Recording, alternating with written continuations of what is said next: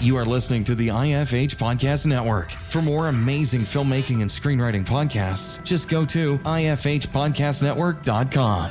Welcome to the Bulletproof Screenwriting Podcast, episode number 168. People who succeed are not the ones who never fail, but they are the people who never quit. Anonymous. Broadcasting from a dark, windowless room in Hollywood when we really should be working on that next draft. It's the Bulletproof Screenwriting Podcast, showing you the craft and business of screenwriting while teaching you how to make your screenplay bulletproof. And here's your host, Alex Ferrari. Welcome to another episode of the Bulletproof Screenwriting Podcast. I am your humble host, Alex Ferrari. Now, today's show is sponsored by Bulletproof Script Coverage. Now, unlike other script coverage services, Bulletproof Script Coverage actually focuses on the kind of project you are and the goals of the project you are. So we actually break it down by three categories: micro budget, indie film market, and studio film. There's no reason to get coverage from a reader that's used to reading tentpole movies when your movie is going to be done for $100,000. And we wanted to focus on that at Bulletproof Script Coverage. Our readers have worked with Marvel Studios, CAA, WME, NBC, HBO, Disney, Scott Free, Warner Brothers, The Blacklist, and many, many more. So if you need your screenplay or TV script covered by professional readers, head on over to covermyscreenplay.com. Today's show is also sponsored by Indie Film Hustle Pro, our private and growing community for filmmakers and screenwriters. It was created for film creatives like you to meet, network, and support each other, learn from film industry experts, and to get the answers to your burning questions and more. The journey in this business is rough. There is no guarantee to success, but your chances of reaching your goals dramatically improve when you find others who are on the same journey as you and you work together towards a common goal. That is why I put together IFH Pro. Inside, you'll get professional networking, private and safe spaces to discuss the film business, access to advanced tools and education, up-to-date education, exclusive content not available publicly, access to IFH Pro workshops, webinars, special guests, and so much more. If you want to check it out, head over to indiefilmhustle.com/pro. Well, guys, today we have a special Sundance Film Festival edition of the show. We have the co-writer of the Sundance film God's Country, Shaye Ogbonna, and the film stars Westworld's Thandiwe Newton. Now, if you're interested in going deeper into God's Country and the making of God's Country, we also have the other co-writer and director of the film, Julian Higgins, on the Indie Film Hustle podcast on episode 549. Now, I love talking to Shaye because it was a really inspirational talk about how he kept going through the tough times. It's been overnight success of 12 years of him trying to make things happen for himself, and how he kept going, how he was able to build a group of guys that were able to help, that we were all able to help each other and bring each other up and carry each other during the tough times. And it was really a masterclass on how to make it in LA, how to make it as a writer, and what to do. So please enjoy my conversation with Shaye Ogbonna. I'd like to welcome to the show Shaye Ogbonna. How you doing, Shaye? I'm good. I'm feeling good. I'm excited. Obviously, it's a big week, and it's been a long time coming. So yeah, I'm feeling pretty good. So yeah, man. First of all, congratulations on being accepted into Sundance, writing a film that's accepted to Sundance, and so it's one of the better ones I've seen at the festival this year so far. So really, really congrats. But before we get into the magical lottery ticket that is the Sundance acceptance, and we'll talk all about that. How did you get started in the business, man? In the business, I'd say I officially got started in the business. My first official job was in 2019 when I got my first job in a writer's room as a staff writer on the limited series Evil, which is about Evel Knievel, which I think technically is still in development. But I'd say my start, I came out to LA about 12 years ago. 2009, I got into AFI, the American Film Institute. Sure. And when I got in, I got accepted as a screenwriter the way AFI is, if anybody knows anything about American Film Institute, it's a conservatory model. So you work in your discipline, in your craft. So they accept like 28 directors, 28 writers, 28 producers, and 28 cinematographers, and also production designers and editors. And the first year, you all working together on your short films. And then the second year, you work primarily on the thesis film. And as the writers, we're like working on like, writing a couple of features. I didn't even like when I got to AFI, I hadn't had a plan on being in television. So I took a TV class my second year, and that just like kind of like really changed. And at the time, it was like the golden age of television, like Mad Men and Breaking Bad are popping off. And so that was kind of like, that was had a huge effect on me as a writer. And that was when I decided I also want to work in TV as well. But when I got to AFI, I had a plan, which was and this is something I've heard from people that I respect, which is like network across. So when I got to AFI, my plan was to like find my tribe. So when I got there, I immediately tried to connect and collaborate with people whose work I respected and who were really cool people. And so when I was there, me and like 3 other writers and a director formed a collective. And we just started like, obviously we were working at AFI, but on our own, we would be writing like shorts, sketches, and we were like doing this stuff while at AFI. Then right after AFI, we were still working. We would like, do our own little projects, and we even did like a web series. And so like those, they don't tell you this in school, but it's generally when you get out of school, nobody's offering you a $100 million feature or a $5 feature to write or direct. And the TV industry isn't gonna like, hey, we got this staffing job on Succession, come get it, like that. It don't really work like that. So we were like grinding right out of school, making our own stuff and kind of like getting better and working on our own material. And that kind of got us noticed by different entities that kind of helped me skip a few steps. Like I was never a writer's assistant. I was never really a PA. I never really did the intern thing. And so like, just kind of like working in that collective gave me the opportunity to work and to get my stuff seen, and also get better. And ultimately like kind of take a different path than probably most people take. Mm-hmm. And it was at working in that collective that we pulled all our resources together and eventually made an independent feature. Really low budget independent feature called Low Life, which is a kind of a small crime film. It's an ensemble crime film. I even acted in it as well. And that was kind of the thing that really kind of like pushed things forward. I think it was the thing that ultimately led me to get representation, and ultimately led me to meeting Julian, and ultimately led me to God's country. So you mean to tell me when you show up to LA, they don't just hand you a ticket to go to the studio and just start writing and get paid? They don't do that? It was the most surprising thing ever, because I was going to be like Shane Black. Like I was just like, yo, man, when am I going to get my like $3 million spec? My variety front page, like my $5 million against the $10 million advance. Like where's it? It's supposed to come immediately after I graduate. Why because they did not recognize your genius early on. I think we all have this problem. Yes, we absolutely all have this problem, and it needs to be rectified. Absolutely, no question, man. No, I find it really interesting that you started off. You were smart. I don't know if you were smart enough, but you figured it out that doing it alone, especially as a writer, because writer is a very solitary profession. And writers generally don't, I'm a writer. I've worked with writers. Sometimes you've got really personable writers and other writers who just are Charlie Kaufman sitting in the corner. So writers don't generally think about a collective or about networking or about putting together a team or a group of people, of like-minded people to try to get something made.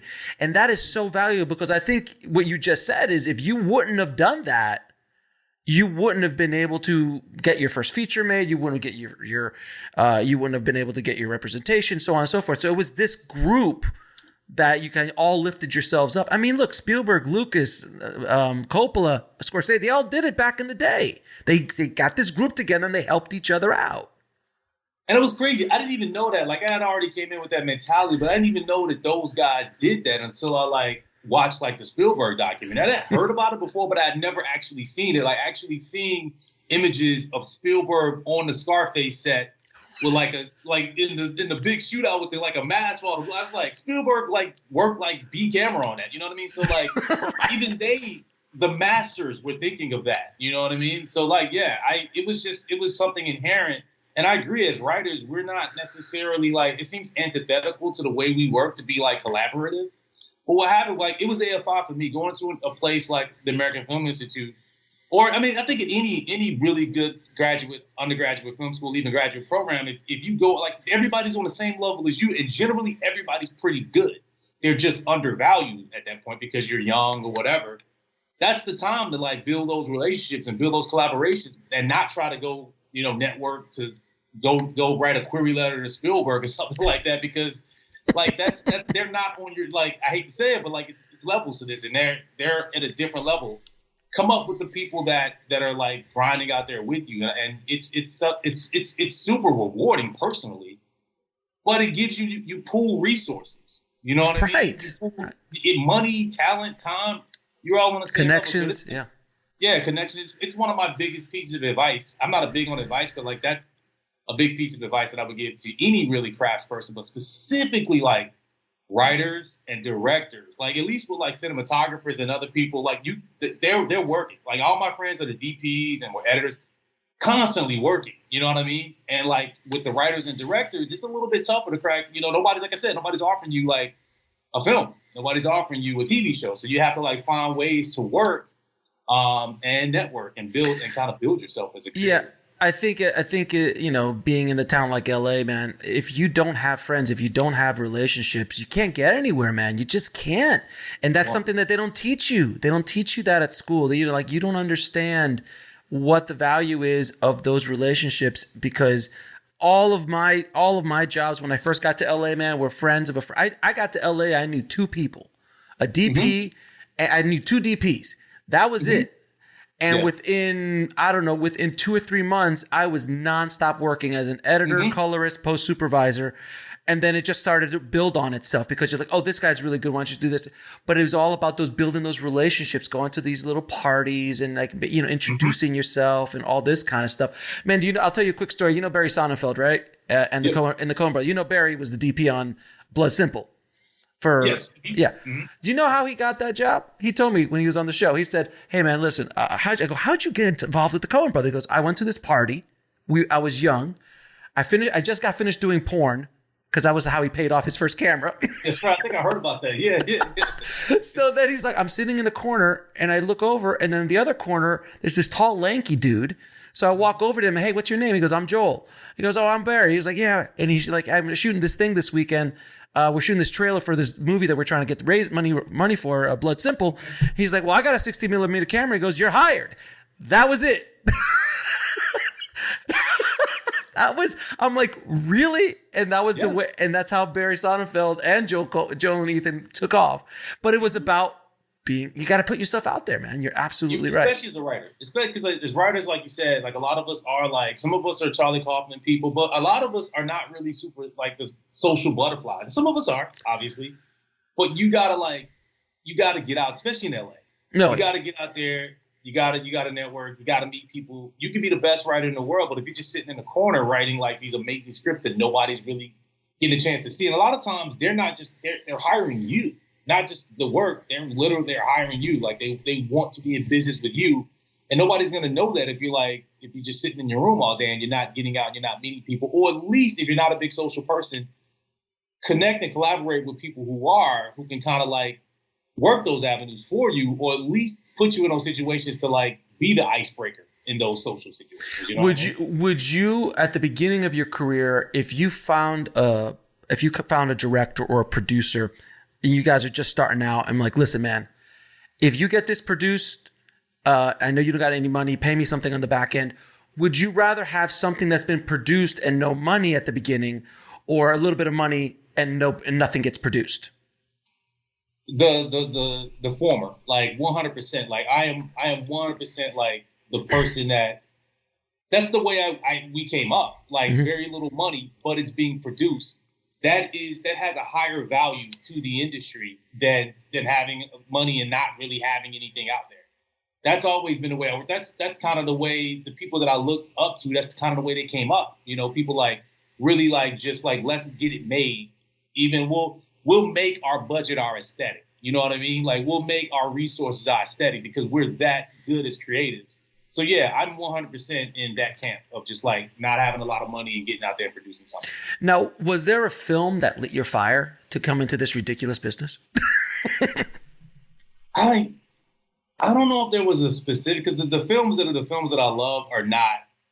Well, I mean, for me, like my favorite film of all time is Heat. I'm a Michael Mann fan. So like, I just like, and I like to write in the crime. I love like crime films and really elevated, you know, crime cinema.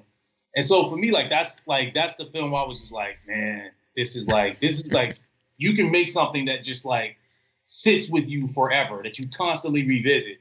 So I don't know if I would say that was the film that got me in the industry. You know what's funny? This is like as a kid, I always say this. This is gonna be funny. So Rocky IV was the first movie I saw as a kid that I was just like, yo, I want to do this. Like, it's so weird as shit. Don't. Hey man, listen. I just had a filmmaker on who made an entire movie about the opening of Rocky III in Staten Island and how it affected him and his friends and stuff like that. Yeah, dude, Rocky IV. Dude, you could turn on Rocky IV right. I literally, you know what? You want to hear something funny? Yesterday, in traveling through YouTube, the end fight sequence from Rocky IV came up. It's like, hey, do you want to watch the end fight? I'm like, yes. And I just sat there and watched Drago and Rocky fight. I've seen that fight a million times. But there's something about what Stallone did, man, and with that character and like with Mr. T and Rocky and 3 and 4 specifically. 3 and 4 specifically. 2 I enjoyed. 1 is a masterpiece. 5 we don't talk about, and then Rocky Balboa was like, I can't believe he did it again. Like it was like, what? Like I'm a Rocky apologist. Obviously, when the funny thing when Creed came out, I got mad because I was like, why didn't I write that? Son of Apollo? What are you talking about? Like, I was so mad about that, and then I was like championing it, like you know, from the moment I saw it. Creed 2 was a different story because I felt like in Creed 2, I was rooting for Drago's kid. I was like, no. I was like, I need Drago's kid to win in Creed because Drago's kid had it a little bit rougher than. I would agree with you. I would agree with you, man. Like, yeah, you can't have like, Michael B's off in in the mansion. He's like, man, I lost it. Like, no, you have not. Look at you. You're good. If I would have done Creed 2, he would have lost in Creed 2, and then Creed 3 would have been the rematch. You know what I mean? That would have been like the way I would have done it. But long story short, Rocky 3 and Rocky 4, they get reduced as like the campy ones. Oh, but they're so much fun. But like, don't like seriously, don't sleep on it. Like the stakes are so like, I mean, the stakes in Rocky 4 couldn't be higher. It's literally like we're trying to stop a nuclear war.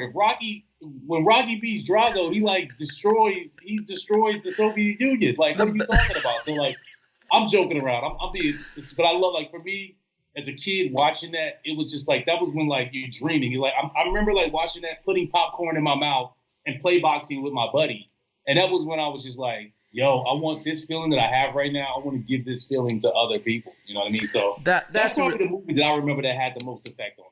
You see, and that's the funny, I love that you said that, man. This feeling I want to give to other people, that's a really good place to come from as a writer, as a creative, that you're trying to give back through your art to your community in one way, shape, or form, to the world in one way, shape, or form, as opposed to being a more of egocentric place of like, I need to be big, I need to be this or that. Those guys, I've met those guys. It's hard, man. This business is so damn hard in general. Yep. And if you think, I know you've met them, guys who think guys and gals who think that, they're the last Coke in the desert, and they think that, and you just like, you're doing it for the wrong reasons, man. You're doing it for the wrong reason. You won't make it. No, 100%. Like for me, it is about, like I always say this, I pray at the temple of story. I'm a writer, you know what I mean? So like ego, this happened in God's country. Like for me, like my ego checked at the door, especially when I'm collaborating on something that's a personal project with people that I actually love.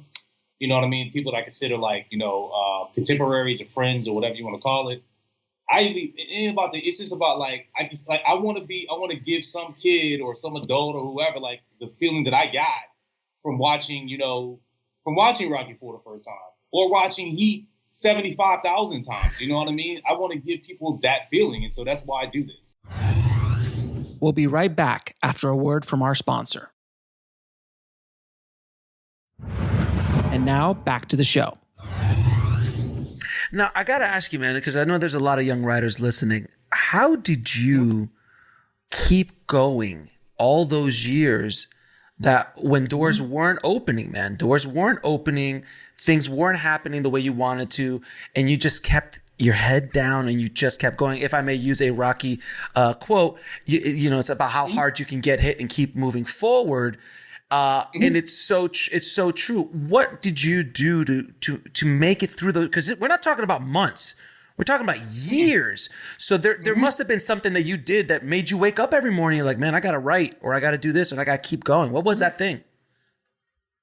I think it was kind of two things. One thing was like, this is going to sound really like hokey, but you just have to get to a point where like, there's no, like, you have to actually define yourself and declare that you are a writer, that you are a director. Like a lot of people, it is a mental thing. Like you'll be in conversations and you'll be like, well, I'm studying to be a director, or I'm working toward, making my first, you have to mentally like tell yourself, even if you're working, if you're working a day job at a grocery store or wherever, you have to tell yourself mentally that I am a writer. That like you have to approach whatever that day job is, you have to approach it as it's literally what I do to pay the bills. But like what I am is a writer. So if that means like I have to like, if I have an earlier shift at my job, that means when I get off, I'm writing for the rest of the day. Or I get up, if I have I get up in the morning and I write. So like the intention is that my day and my focus is on my craft and everything else kind of like comes second to that. And then like the other thing is like what I mentioned earlier about if you have a tribe, if you have a group, y'all hold each other down. Like one of you might be having like a lean time and the other one, like you're constantly, for me, what helped me move forward was like, I had these other people that I was, for lack of a better word, like beholden to. Like we all worked together. And it was just like, even if in our leanest times, we weren't making any money, it felt like I was working, because even us just going out on the weekend and making like just the stupidest sketch, by Dodger Stadium or something like that, that felt the same way as I felt making God's Country with Thandiwe Newton. You know what I mean? It's just like having that group that you're in it together. It really kind of insulates you from those really hard times. And yeah, it takes years, but those years, they tend to like fly by because you're making progress. You're constantly moving forward. Like be intentional and set a plan. Like, okay, well, this month we're going to make, this little short scene. And then, in the summer, let's make like a short film. We'll make a sketch. And then let's work. Maybe we'll do a web series, and if you like, just always like kind of plan and always kind of like move forward, take incremental steps with the next thing. That's kind of what got me through my kind of like, because like I said, I didn't have the most traditional route to where I got. That kind of helped me power through that non-traditional path. And then that's how you got Low Life made. Like Low Life was made specifically by you getting your group together. Like, we're going to go make a feature. And literally the way Low Life happened was, it was like almost like a huge collection of all these sketches that we worked. Like a lot of the sketches that we had worked on, some of them were baked into the script. Some of the characters we had worked on, they were in other sketches. So it was kind of like expanding those characters. So it kind of became this weird universe, almost like an MCU, but our MCU of characters. And it just kind of like came together in this one film. And obviously like we were inspired. We were inspired by Tarantino, the Scorseses of the world. We all grew up, watching like those like auteur, the Shane Blacks, that genre storytelling in the specific space. So it's like we were very much influenced by the stuff that we were really into, like, the 80s, big blockbuster stuff, but also like, Bad Lieutenant, stuff like that. Mm-hmm. So we were constantly like, pushing each other and moving forward. That's awesome, man. That's great, and I hope everyone listening takes a lesson, man, because it's almost like a mastermind. Like it's a mastermind that is like you're working with a group of people that you're constantly helping each other, but you're also keeping yourself accountable to each other. And even when you're not working, quote unquote, and not making money, you guys are still working on something on the weekends, or you're still working on something. You keep exercising the muscle, if you will. Yep, that was what it's about. That's what the collective was for me. It was constantly. Because if you don't, because those years are so lean, if you don't exercise that muscle, if you're not out there putting in the work, then it's gonna be a longer process. Or all you're doing is you're just really setting yourself up because it's so difficult to break in this. We've all heard the stories, but if you're really out there exercising that muscle, people will see it. People will find you. The industry will find you. If you're out there doing the way that I approach things, that's how it worked out. So when did you literally declare yourself a writer? Because I know for me, when I sat down and started writing my first script and my first book, it took me a minute. There's a lot of imposter syndrome that happens in our business. Yeah. A lot of imposter syndromes. I've talked to the Oscar winners who still freaking have it. I'm like, are you kidding? Are you kidding me? Like, you just won an Oscar. They're like, yeah, but I've had directors who are on set. I'm like, yeah, I feel like security is going to take me off in a day. I'm like, you've made $1 billion at the box office. Like, I know. So it's a straight thing. So what was it, that fear that you had to break through to finally declare yourself like, I'm a freaking writer? Because it is a conscious choice. It is a conscious choice you make. Because I had to make it personally. Yeah. I mean, I'm trying to go. I mean, I feel like it was right around the time we did Low Life. Oh, wow. Okay. Because I was literally working. I was literally, and I acted in Low Life too. Yeah. So I'm working. I'm working a day job, making very little money, but I'm obviously working with my guys. And it was something about when we finally we had worked on Low Life. We had wrote it like a writer's room, and it was something about that first day when we started making it at some seedy motel, in Studio City. Where literally crime is happening around us. So it was it was in the air. We didn't just point the camera and shoot. We don't got to make this stuff up. It was around that moment where it was just my bank account, there's nothing in here. I'm waking up at 3 a.m. to go walk the set, and I'm making no money. But I was like, this is it. I'm doing it. That was it was around that time where I was like, you know what? I'm the brokest I've ever been in my life, but I'm a writer. I'm literally doing this. And from that point on, the mentality was different. Obviously, I didn't come out of Low Life and immediately get a job. It still took some time. But from that moment on, I saw myself as a writer. I saw myself as a creative. And everything else I did, it was just what you got to do to eat. You know what I mean? But yeah, it was around the time of Low Life. It's so funny because you said, I was the brokest in my life, but I'm a writer. That's a quote. Yeah. It's so true. And I saw I saw your trailer for Low Life, and I was like, I know that motel. I used to drive by it all the time. Yeah, that motel's got some history. I don't even know if it's still around, but that motel had a history, and it was perfect for Low Life. Oh no, it's pretty. Yeah, it's shot there before. The funny thing is, we had shot everything coming full circle. We had shot part of a web series there before, so we were going to shoot in a different location in Low Life, but we lost that location. Mm-hmm. And that motel was available, so let's go back. You know what I mean? So it was like graduation for us. That's hilarious, man. Yeah. Now, you've worked in some writers' rooms, and you've also worked alone as a feature writer. Mm-hmm. What did you bring from the writer's room into your feature work, and vice versa? What did you bring into your feature work from your feature work into the writer's room? Because it's two very different dude. I mean, writer's rooms is a completely different environment than you just sitting down writing. So is there anything you brought from each other to help each other in each other's?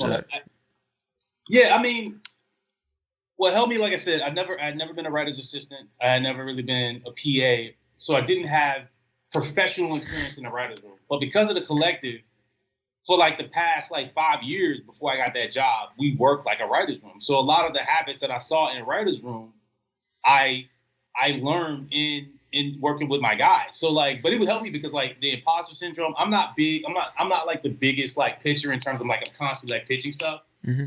A lot of people in writer's room, specifically comedy writer's room, that's really what you're doing.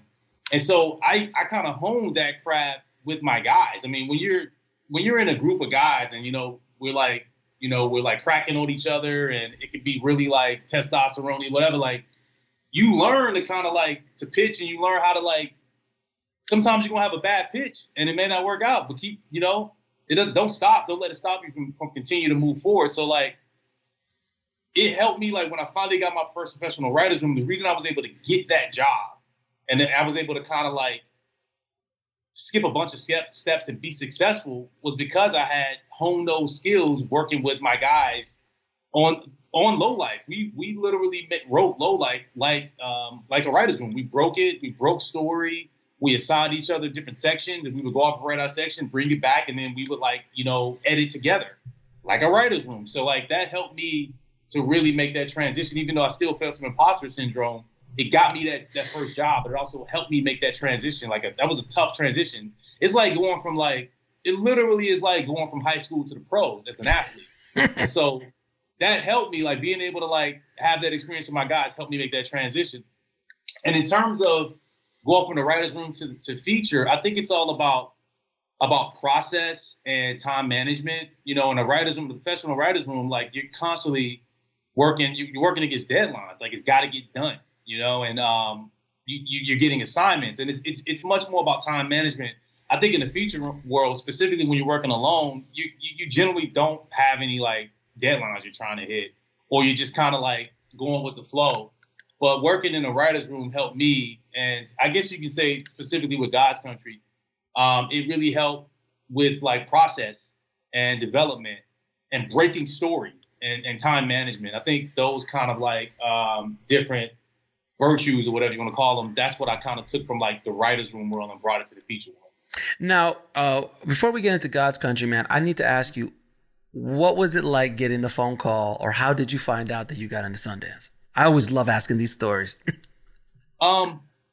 Julian, my partner, he got the call, and then one day he called me, and he was just like, "So," it is like whenever like good things happen, it's kind of Julian. He's like, "So, there's some news," and I weirdly had this feeling. I was like, "This is around the time that I think they start announcing Sundance." So kind of like I wasn't like, I hate to say this is gonna sound really, I wasn't like really surprised. It was cool. It was awesome. And it's an awesome feeling, but it's also part of me that just like, I was like, man, the work we put in on this particular film, the themes, just like the people that are involved in it, it felt like it was perfect for Sundance. But you never know. Sometimes these things are political or whatever, what have you. So it still is cool. But yeah, like Julian called me up and was just like, "So, news." And then he was like, "We got it to Sundance." And it was just like, wow. I definitely had to take a moment to be like, could you repeat that? You know what I mean? So yeah. And then we like went out like that, me and June, when I grabbed the beer, and then it was kind of us just really reflecting, just really being like, man, this has been like a 5-year process, and this is kind of like the culmination of everything. Yeah, how long did it take to get the movie off the ground? It took me and Julian met late 2016. We started talking about potentially doing a project early 2017.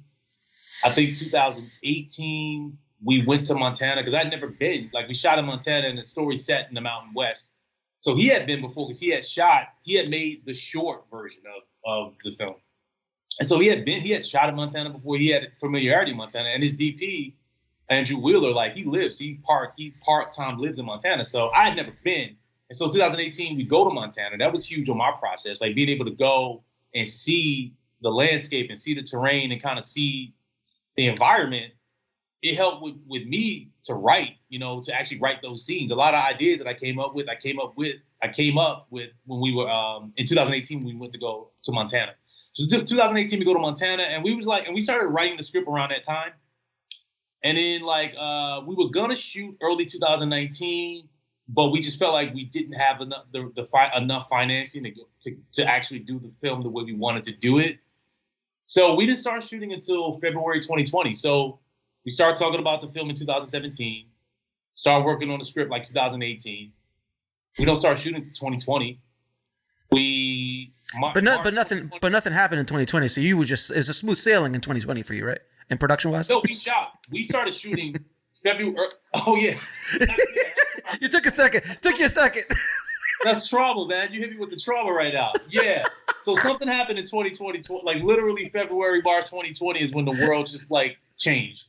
And we were making our movie at that time, and we had about 2 weeks left on the schedule. We're literally shooting in a mortuary, and we get the call like, yeah, we got to shut down. You know, Thandiwe's got to go back to the UK because the UK might shut down. So she's got to get back, and we all had to leave. And it was like, it's like you're having like the best moment of your life, and all of a sudden it becomes the most depressing moment of your life. We didn't go. We literally went back, I think, a year to the day. We went back to finish.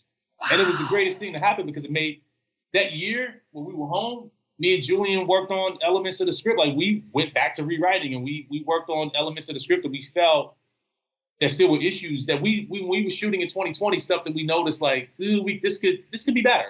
We went back and made those things better, and we ended up making a better film in 2021. Some things got reshot, and then we added. We obviously like finished what we didn't get a chance to when we were there in 2020. That's awesome, man. That's awesome. Now, so you basically, you guys just got together and started writing this concept. Can you talk a little bit about the themes of the film? Because I've seen the film. It's a beautiful film.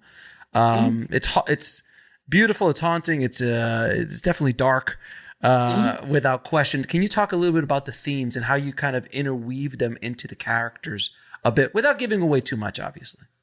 Yeah. Well, the thing about myself and Julian is that we're both big fans of the Western genre. And the way we kind of like broke it down, I think it's maybe Julian's statement, is that the Western is American mythology. America's a relatively young country. And so like the Western is like our mythology. And also for us specifically, the Western, I think, is where America goes to work out its problems.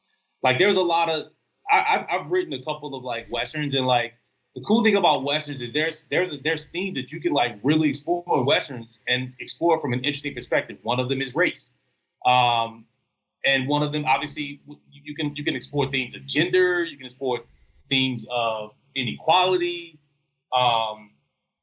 expansion. You know, it's just the Western is just like the genre where you can really do some interesting things. So for us, we always approach God's Country like it was a modern Western. And for me, like, for obvious reasons, like the idea of centering a Black woman or a marginalized person within the Western genre, which is like this super American genre and landscape, is just, that's the dream for me. You know what I mean? So like for me, that was the core of it. It was just like, this is a Western, and we can approach themes of race and gender inequality and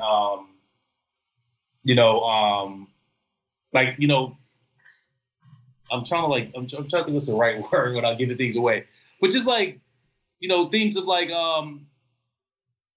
sexual assault or we can really explore those in this genre, but let's not focus on them. Like let's not make these themes.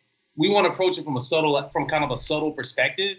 So at the end of the day, it was just like it's a really simple story about one character having a dispute with a couple of other characters, but also this character being considered an outsider in his community. And that's really what the story is. And obviously there's issues and themes of grief that are being explored in the film as well. These are also universal themes. That's and that's another thing is like, even though we're kind of like, we're exploring these issues in this particular project, let's like exploring from a place of humanity and kind of like things that feel universal. I think grief is something that we've all experienced in some way, shape, or form. So It's important that, for me, it was important that coming into the film, the character is grieving, because I feel like you're going to initially identify with a person like that because we've all been through it.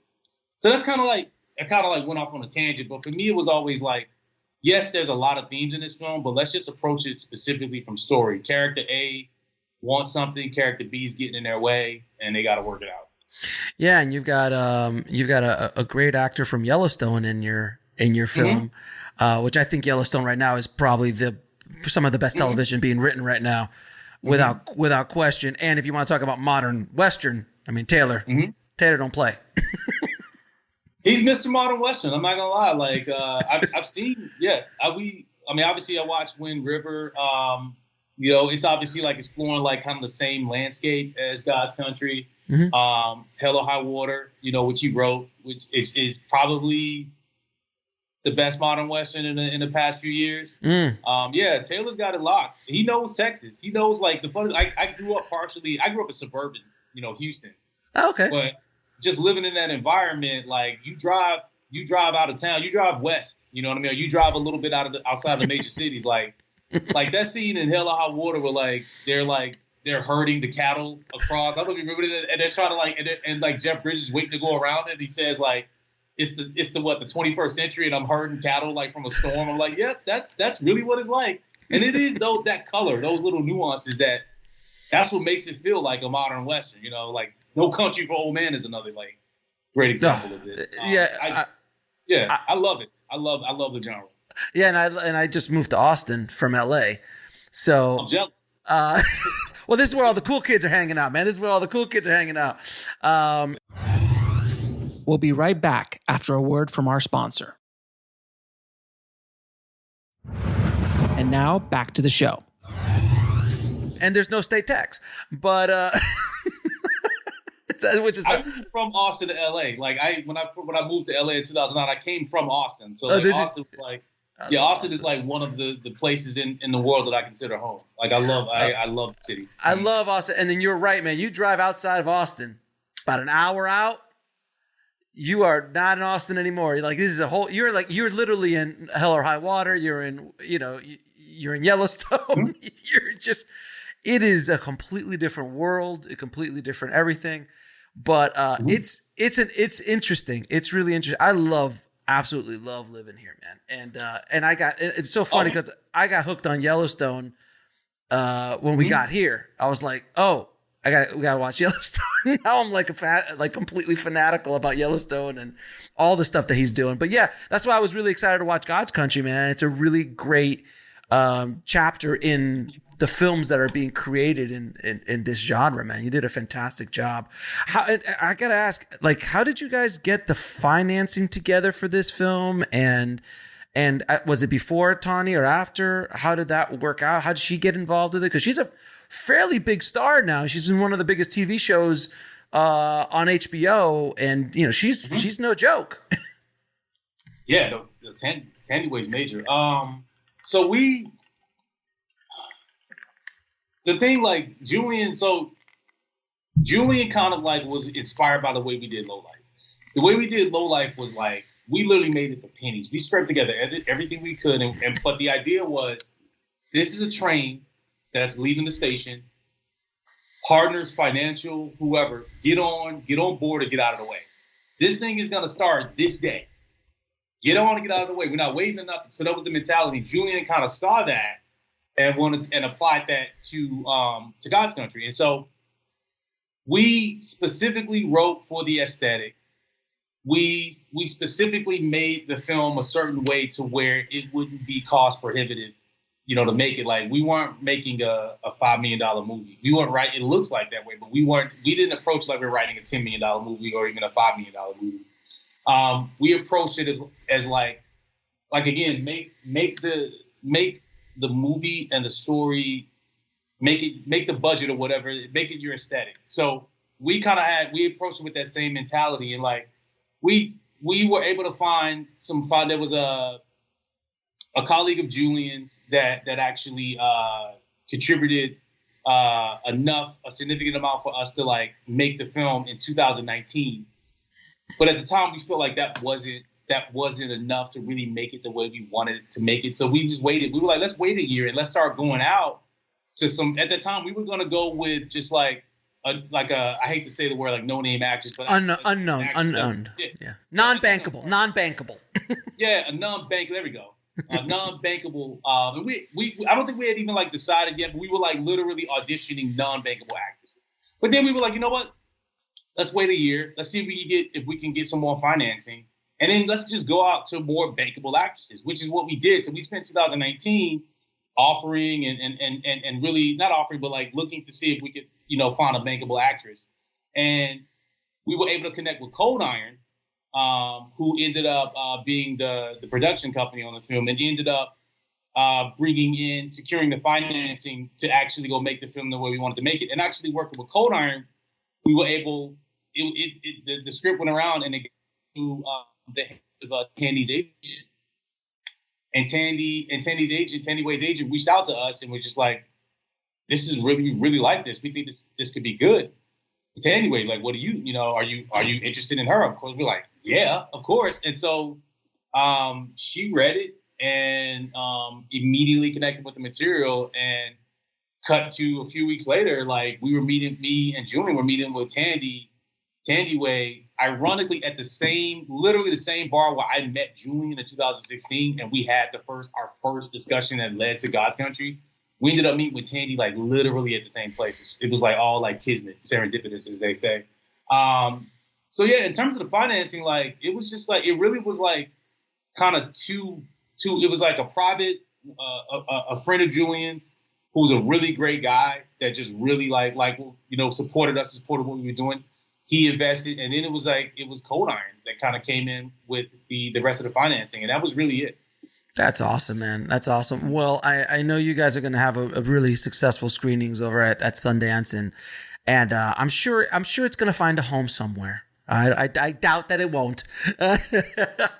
Fingers crossed. I doubt that it won't find a home somewhere. So I think you guys are going to do just fine.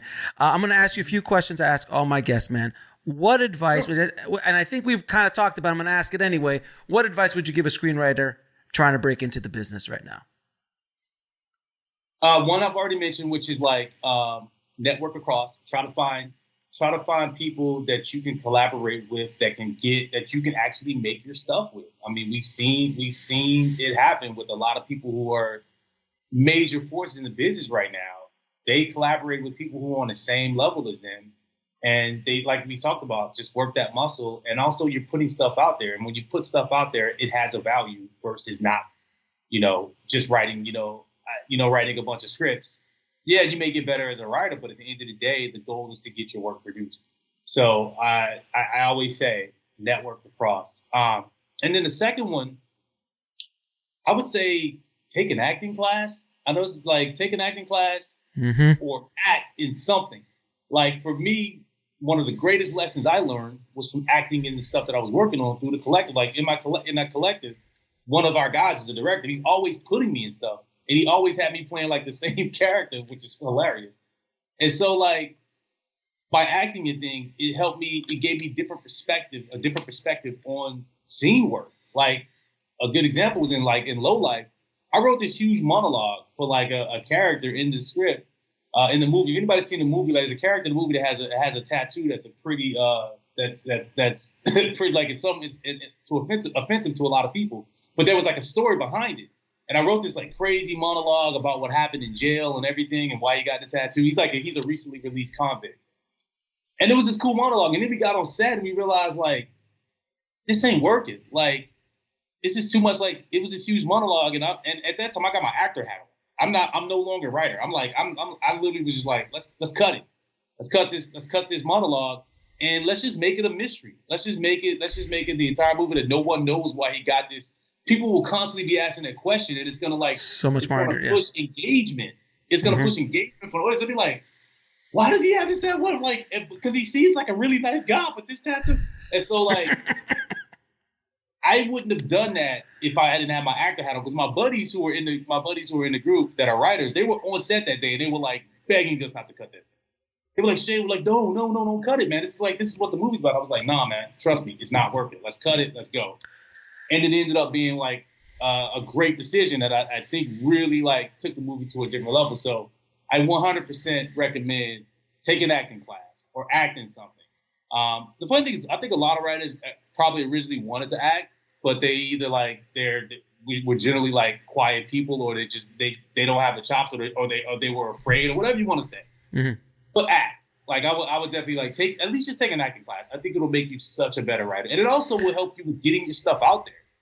Sure. Because you're going to meet other actors. You're going to meet other actors, so you can work and workshop your stuff. Yeah, no question, man. I took an acting class, and I've been an actor, and I hate it. It's horrible. It makes you a better director too, because you really feel the empathy of what you're asking another performer to do. Because a lot of times directors just dance, man. Okay, dance. Like, just like move here, move there. Like, and it's like, you don't understand. They're open. You have to open yourself up, and dude, it's. I highly recommend it for directors. Yes, please take an acting class or act, because you kind of like they're human beings, not pieces on a chessboard. So you gotta learn how to communicate and talk to them. So Absolutely. Now, what is the lesson that took you the longest to learn, whether in the film business or in life? Oh man, I wish you would have gave me that first book. Longest lesson, probably patience. Yeah, that's mine.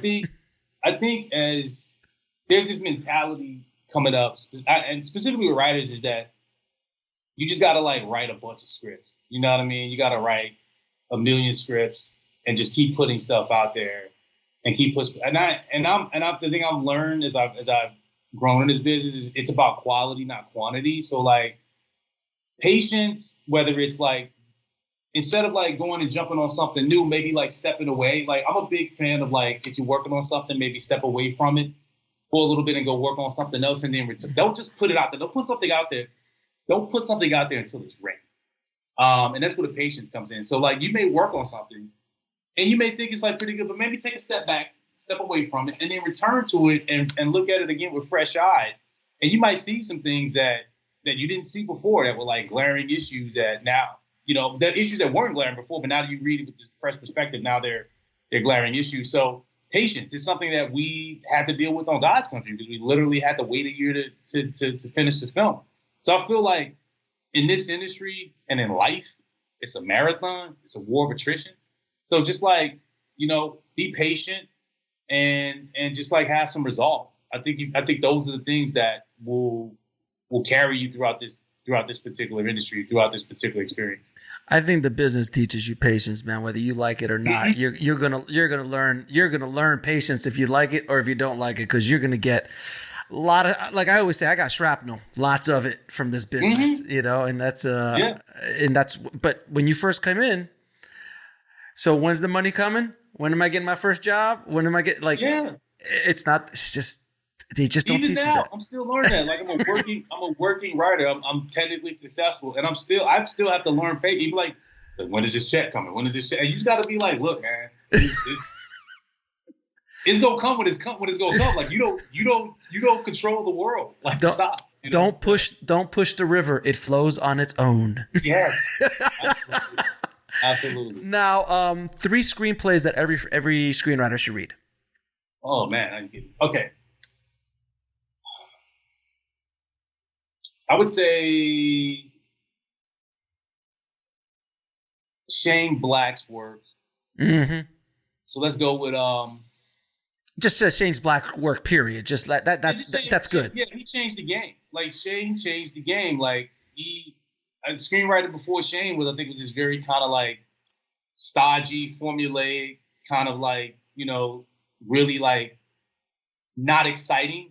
You know, the read wasn't exciting. It was literally a blueprint for the movie.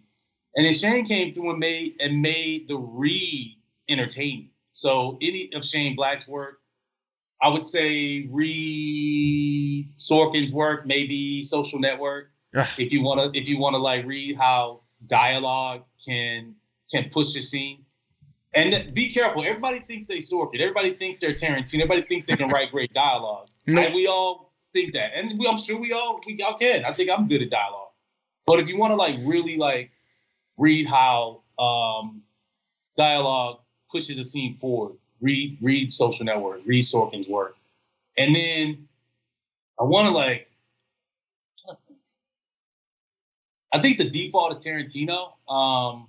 Because but he's an anomaly, man. Like Tarantino is you can't write like all you could do is read Tarantino and just be depressed. Because you're not going to write like him, because nobody could write like him because he's Tarantino. Exactly, yeah, that's what I'm saying. That's why I don't want to do that, because you're going to read Tarantino like and be like, man, I can't do that, or think you can do that, and then try to do that and really look bad trying to do that. So I'm trying to think like there's some good like TV, some good TV scripts. I would say read Breaking Bad. Just read Breaking Bad's pilot. There you go. Yeah, read the pilot of Breaking Bad. As writers, read some pilots. There's some good pilots. Breaking Bad, I think Fargo's a good Sopranos, Mad Men. Sopranos, Mad. Yeah, 6 Feet Under. 6 Feet Under. Oh. 6 Feet Under. Read like the seminal television work that has like really changed the game. Read it. Like read the pilot to Billions. if you can. Like I try to read a lot of TV pilots when I can. They're generally really good, and they're good at setting things up. That's really what pilots are.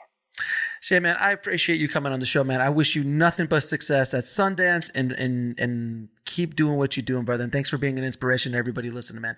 I appreciate you. I appreciate you having me on, man. It's been a lot. It's been fun. It's been a blast. I want to thank Shaye so much for coming on the show and sharing his journey with us. Thank you so much, Shaye. If you want to get links to anything we spoke about in this episode, head over to the show notes at bulletproofscreenwriting.tv/168. And if you want to get more Sundance Film Festival coverage, head over to indiefilmhustle.com/podcast. And there you'll be able to see all of our coverage. We're going to be doing a new episode every week with a couple of surprises as well. So definitely check that out, guys. Thank you so much for listening. As always, keep on writing, no matter what. I'll talk to you soon. Thanks for listening to the Bulletproof Screenwriting Podcast at bulletproofscreenwriting.tv.